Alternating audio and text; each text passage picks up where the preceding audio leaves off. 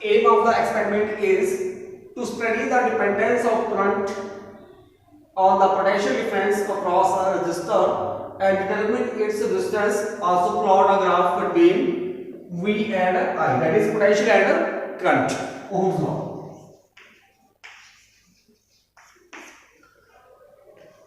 Material required हो जाएगा, operators आएंगे, एनोड रेजिस्टेंस चाहिए, एक वोल्टमीटर चाहिए, अमीटर, वन वे की, connecting wire and a battery. According to Ohm, if the physical conditions remain the same, then the current flowing through a conductor is directly proportional to the potential difference lies across the end of the conductor, that is V directly proportional to I. To remove this constant of proportionality, we take a constant, that is R, where R is a resistance of the conductor. A resistance of the conductor, V with the potential difference and I with the current. So potential difference, unit of potential difference is volt and resistance is ohm, current ampere. According to Ohm's, अगर physical condition same रहती है तो जो current flow करता है किसी conductor में से वो डायरेक्टली प्रोपोर्शनल होता है potential difference lies across the end of the conductor, that is V directly proportional to I हो जाएगा. अब इस कांस्टेंट ऑफ प्रोपोर्शनलिटी को रिमूव करना है तो हम एक कांस्टेंट लेंगे, दैट इज R, और ये क्या होगा, this is the resistance of the conductor, तो V is equal to RI बन जाएगा. और जो B होगा पोटेंशियल डिफरेंस के SI सिस्टम में यूनिट होते हैं वोल्ट, रेजिस्टेंस के ओम होते हैं और करंट के एम्पीयर. नेक्स्ट है सर्किट डायग्राम. आपने इस एक्सपेरिमेंट को परफॉर्म करने के लिए जो सर्किट डायग्राम आपके पास होगी, किस तरह से आपको रिएक्शन करने हैं. सो सबसे पहले मैं यहाँ पे ये एक बैटरी ले लेता हूँ, इसका पॉजिटिव एंड हो गया नेगेटिव, यहाँ पे उसके बाद एक वहां पे एमीटर भी होगा. एमीटर को हम सीरीज में लगाते हैं, मतलब बैटरी का पॉजिटिव, एमीटर का पॉजिटिव, एमीटर का नेगेटिव. आपने जो आपने रेजिस्टर लिया है जिसकी आपने ऑन रेजिस्टेंस फाइंड आउट करनी है उसके एक एंड के साथ, और इसका दूसरा एंड जो है वो हम किसके साथ लगा देंगे, रियोस्टेट के एंड के साथ. और रियोस्टेट का जो दूसरा एंड होगा वो उसके आगे हम एक की लगा देंगे और की का दूसरा एंड बैटरी के नेगेटिव के साथ. और जो ये रेजिस्टर है इसके पैरेलल हम वोल्टमीटर लगा देंगे. सो इस तरह से ये सर्किट डायग्राम हो जाएगा. एक बार फिर देख लो, ये बैटरी जिसका पोटेंशियल डिफरेंस मान लो V आ रहा है, उसका पॉजिटिव मीटर के पॉजिटिव के साथ, मीटर का नेगेटिव, जो रेजिस्टर लिया है आपने, मतलब जो आपने कनेक्टर लिया जिसकी रेजिस्टेंस फाइंड आउट करनी है उसके एंड के साथ, उसका दूसरा एंड जो है वो रियोस्टेट के एक एंड के साथ, रियोस्टेट का दूसरा एंड की के एंड के साथ, की का दूसरा एंड जो बैटरी है उसके नेगेटिव एंड के साथ. और रेजिस्टेंस जो लिया आपने उसके पैरेलल आपने एक वोल्टमीटर लगाया है. तो इस तरह से ये सर्किट डायग्राम हो जाएगा. उसके बाद जो ऑब्जर्वेशन टेबल है, ऑब्जर्वेशन टेबल में सीरियल नंबर आ जाएगा, फिर जैसे 1 2 3 4 5, और उसके बाद वोल्टमीटर रीडिंग V लिखेंगे और उसको, फिर उसके बाद अमीटर रीडिंग I लिखिए, करंट जो होगा, तो उसके बाद हम रेजिस्टेंस निकालेंगे R is equal to V upon I. फिर उसके बाद उसका ये मीन निकाल लेंगे तो मीन रेजिस्टेंस रहेगी. साथ में हम उसके बाद ग्राफ प्लॉट करेंगे किसके बीच में, V और I के बीच में. अभी मैंने मान लो अलोंग एक्सिस करंट ले लिया, अलोंग y एक्सिस पोटेंशियल ले लिया, तो इन दो के बीच में स्ट्रेट लाइन ग्राफ है, पोटेंशियल और करंट के बीच में स्ट्रेट लाइन ग्राफ है. This is Ohm's law operators. इस ऑपरेटर्स में कनेक्शंस पहले ऑलरेडी हुए हैं. इसमें सर्किट डायग्राम आप देख सकते हो, यहाँ पे ये रेजिस्टेंस लगा हुआ है, इसके क्रॉस ये वोल्ट मीटर है पैरेलल में, फिर ये बैटरी आ गई, ये की आ गई ऑन ऑफ, साथ में रियोस्टेट और अमीटर. सो यहाँ पे देखो ये मिलीमीटर यहाँ पे दिया हुआ है, वोल्ट मीटर दिया है, ये रियोस्टेट है, फिर आपके पास ये पावर ऑन ऑफ हो जाएगा, ये हमारे पास रेजिस्टेंस लगी हुई है जो हमने फाइंड आउट करनी है ऑलरेडी, मतलब आपके पास ये सेटअप है सारा ही पहले। सो यहाँ पे जब आप इस एक्सपेरिमेंट को परफॉर्म करोगे, सबसे पहले हम वोल्ट मीटर है इसका लीस्ट काउंट निकालेंगे। तो लीस्ट काउंट क्या होता है, एक डिवीजन की वैल्यू। सो यहाँ पे 0 और 1 के बीच में कितनी डिवीजन आ रही है, 10 division. So here least count of volt meter is, यहाँ पे 10 division is equal to 1 volt के बराबर है। सो 1 डिवीजन किसके और हो जाएगा, this is equal to 1/10, this is equal to 0.1 volt. तो लीस्ट काउंट हो जाएगा वोल्ट मीटर का 0.1 वोल्ट। उसके बाद इसी तरह से हम मिली एमीटर का लीस्ट काउंट निकालेंगे। तो मिली एमीटर में 0 से 100 तक कितनी डिवीजन आ रही है, 10 डिवीजन आ रही है। So least count of ammeter here millimetre है। So 10 division equal to 100 milliammeter. So 1 division is equal to 100/10, this is equal to 10 milliampere. Next हमने रीडिंग लेनी है, तो इसके लिए जो ये टॉगल लगा हुआ है अभी ऑफ है, तो इसको हम ऑन कर देंगे और यहाँ से रियोस्टेट की सहायता से हम वोल्टेज को वेरी करते जाएंगे और साथ में करंट की रीडिंग नोट करते जाएंगे। सो फिर उसके बाद R is equal to V/I find out कर लेंगे, मतलब इसकी रेजिस्टेंस निकाल लेंगे और ग्राफ प्लॉट करेंगे V और I के बीच में।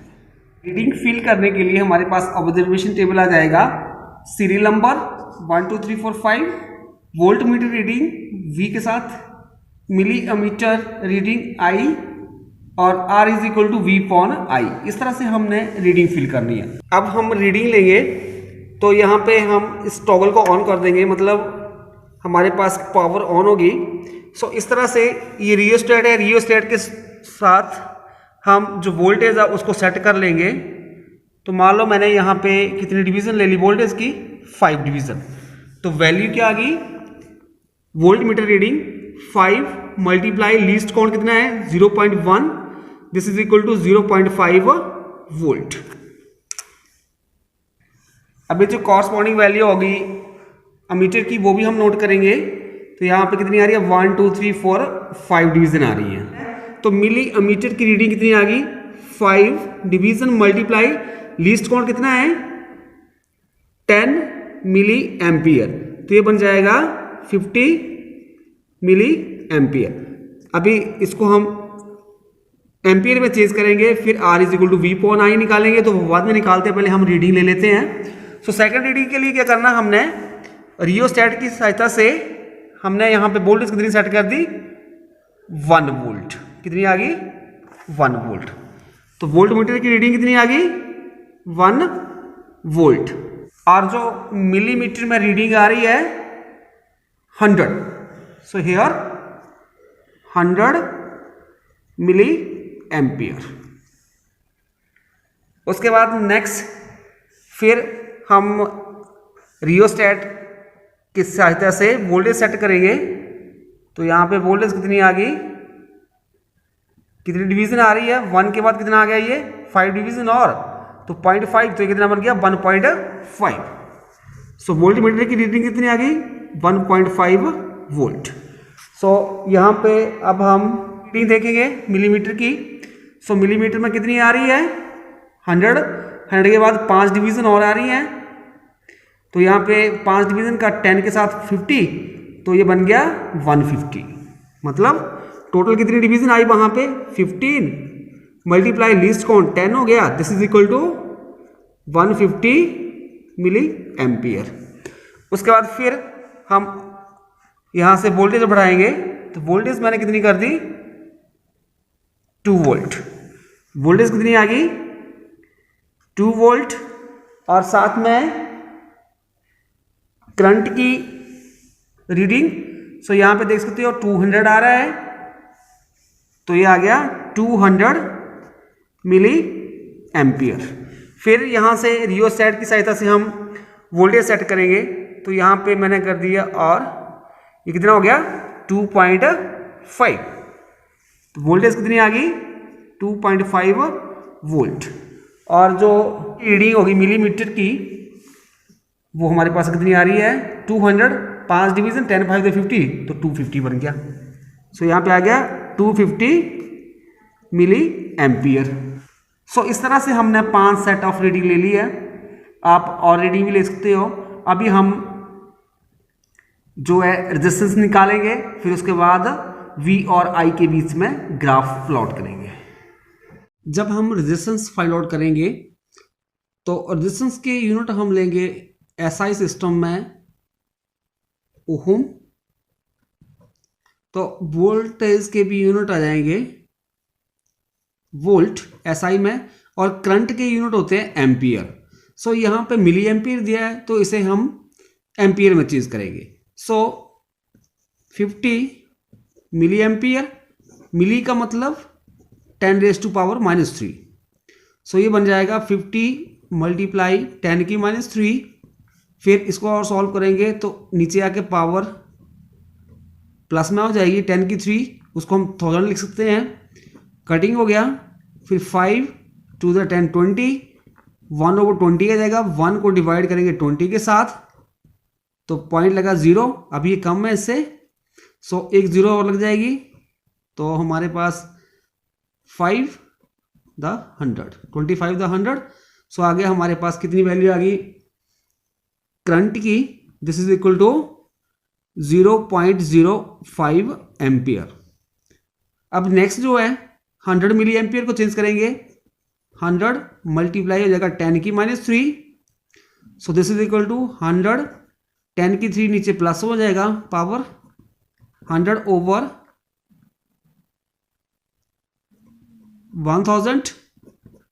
तो हमारे पास बन जाएगा 1/10। 1 को 10 के साथ डिवाइड करेंगे, 0.10 बन गया। So this is equal to हमारे पास ये बन जाएगा, this is equal to 100 milli ampere equal to 0.1 ampere. इसके बाद नेक्स्ट जो है 150 मिली एम्पियर को भी चेंज करेंगे, तो 150 डिवाइड बाई 1000, तो ये बन जाएगा 3 5/15, 25/100, 3/20, 3 को 20 के साथ डिवाइड करेंगे 0.20, 10, 100 हो जाएगा 5। सो ये बन गया, दिस इज इक्वल टू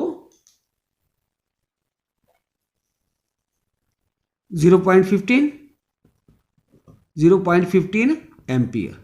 इसी तरह से 200 को जब हम एम्पियर में चेंज करेंगे तो हमारे पास आ जाएगा ये 0.2 एम्पियर, और जब 250 मिली एम्पियर को चेंज करेंगे तो हमारे पास बन जाएगा 0.25 एम्पियर। अभी नेक्स्ट जो है हम रेजिस्टेंस निकालेंगे, तो रेजिस्टेंस होता है पोटेंशियल डिफरेंस ओवर करंट, मतलब V/I। तो V की वैल्यू कितनी है 0.5, I की वैल्यू 0.05। सॉल्व करेंगे 5/5, मतलब यहाँ से पॉइंट हटा देंगे तो नीचे 10, यहाँ पे 2 के बाद पॉइंट है तो 100 ऊपर, कटिंग 5 के साथ 5, और दिस इज इक्वल टू 10 ओम। फिर सेकंड रीडिंग है यहाँ पे V की 1V, और यहाँ पे करंट की 0.1 एम्पियर, तो दिस इज इक्वल टू ये हमारे पास बन जाएगा 10 ओम। थर्ड वैल्यू 1.5 है, V/I है 0.15, पॉइंट हटाएंगे तो 15 यहाँ पे ऊपर 100 नीचे 10, दिस इज इक्वल टू 10 ओम। और फिर जब हम यहाँ पे सॉल्व करेंगे तो भी हमारे पास 10 ओम आएगा। फिर लास्ट वाली वैल्यू जो है उसको भी सॉल्व करेंगे तो हमारे पास 10 ओम। मीन रेजिस्टेंस आ जाएगी, मीन जब निकालेंगे तो ये जो 5 वैल्यू है इन सभी को ऐड कर देंगे और डिवाइड बाई 5 कर देंगे, तो ये बन जाएगा 50/5, this is equal to 10 ohm. तो रेजिस्टेंस आ जाएगी 10 ohm. Now we plot the graph between current and voltage. Along x axis मैंने करंट ले लिया और अलोंग वाई एक्सिस वोल्टेज। अभी जो हम स्केल यूज करेंगे अलोंग एक्स एक्सिस, यहाँ पे 10 डिवीजन के लिए वैल्यू है 0.05, सो scale that we can use along x-axis 10 division equal to 0.05 ampere. So 1 division, this is equal to 0.05 divided by 10 and this is equal to 0.005 ampere. And along y-axis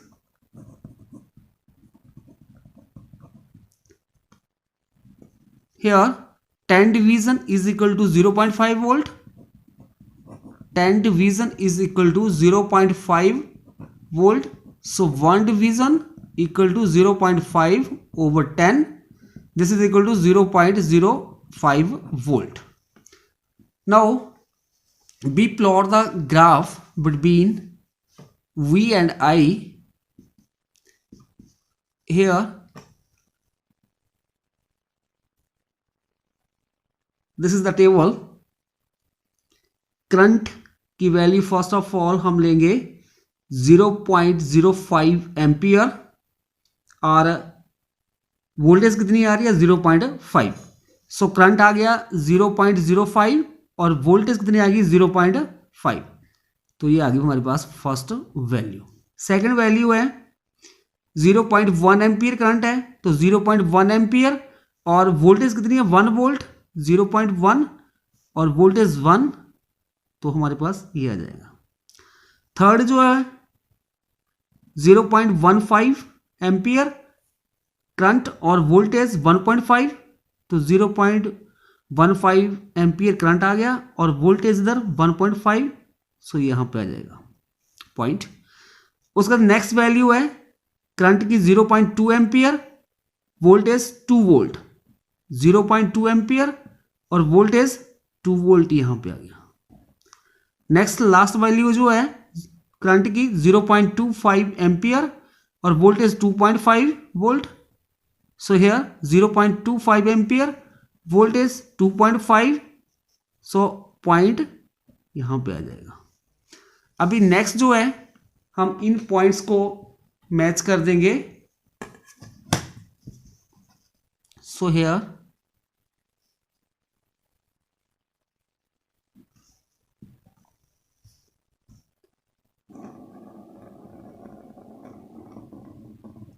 इस तरह से जो ये ग्राफ आ गया straight line graph बन जाएगा आपके पास। Current और वोल्टेज के बीच में जो ग्राफ आया वो स्ट्रेट लाइन ग्राफ है। सो इस तरह से ये ओम्स लॉ जो वेरीफाई हो जाता है। अभी जो हम रेजिस्टेंस निकालेंगे फ्रॉम द ग्राफ, सो इसके लिए हम कोई 2 पॉइंट्स ले लेंगे, तो एक पॉइंट मैंने ये ले लिया, दूसरा ये ले लिया। अभी इस तरह से हम इसको मिला देंगे, ठीक है। सो हमारे पास एक ये ट्राइंगल बन जाएगी, ट्राइंगल बन जाएगी, ये आ गया ABC। अभी जो ये AB होगा, AB यहाँ पे जो करंट यहाँ पे 0.1 और इधर 0.25, 0.1 और 0.25 के बीच में डिफरेंस आएगा, दैट इज उसको हम लिखेंगे डेल आई के साथ, और ये हमारे पास आ गया 0.15। और जो ये B और C, तो यहां पे ये 1 वैल्यू आ रही है, इधर 2.5 आ रही है। सो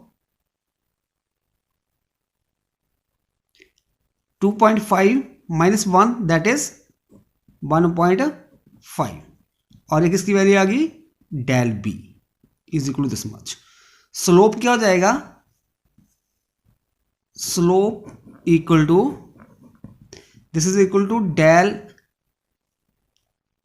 v over del I and this is equal to del v है 1.5, डेल I आ जाएगा हमारे पास 0.15।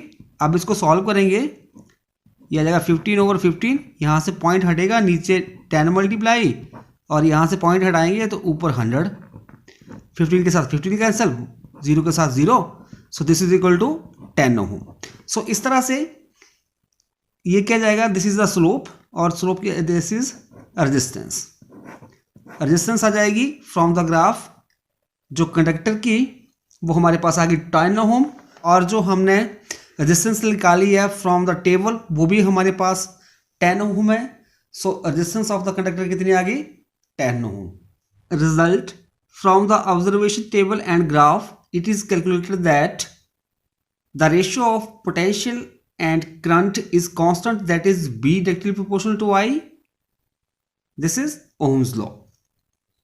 Second, the resistance of resistor is 10 ohm.